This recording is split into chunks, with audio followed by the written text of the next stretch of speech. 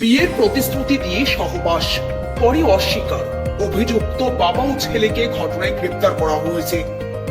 আত্মঘাতী হয়েছে যুবতী। পুলিশ সূত্রে জানা গেছে, মৃত যুবতীর নাম মল্লিকা মণ্ডল, বয়স 19 বছর। পরিবারের দাবি, পরিবারের অজান্তে সে বাড়িতে বিষ খেয়ে আত্মঘাতী হয়। সঙ্গে সঙ্গে তাকে হাসপাতালে নিয়ে গেলে চিকিৎসকেরা তাকে মৃত বলে ঘোষণা করেন। মৃতার মা দীপালি মণ্ডল অভিযোগ করে জানিয়েছেন, হরিরামপুর থানার ওখলি গ্রামের বাসিন্দা ফুলেশ দেব শর্মা দীর্ঘদিন ধরে মল্লিকার সঙ্গে প্রেমের সম্পর্ক গড়ে তোলে। পরিবারের সম্মতিতে বিয়ের কথাবার্তাও চলছিল।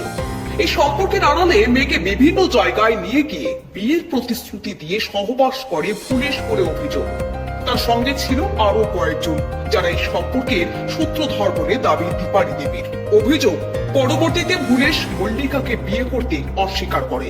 অপমানে মানসিক যন্ত্রণায় ভেঙে পড়ে মল্লিকা আত্মহত্যার পথ বেছে নেয় গত মঙ্গলবার দুপুরে। আত্মহত্যা করার আগে ফুলেশের সঙ্গে তার মোবাইলে কথোপকথন হয় বলেও দাবি করেন মৃতার মা। ঘটনার পর দীপালি মণ্ডল বংশীহারি থানায় লিখিত অভিযোগ দায়ের করেন। সেই অভিযোগের ভিত্তিতে পুলিশ অভিযুক্ত ফুলেশ দেব শর্মা ও তার বাবা মিলন দেব শর্মাকে হরিরামপুর থানার উপরি গ্রাম থেকে গ্রেপ্তার করে আদালতে পাঠায়। গঙ্গারামপুর মহকুমা পুলিশ আধিকারিক জানিয়েছেন, দুজনকে গ্রেপ্তার করে আদালতে তোলা হয়েছে। বিষয়টি তদন্ত সাপেক্ষে দেখা হচ্ছে।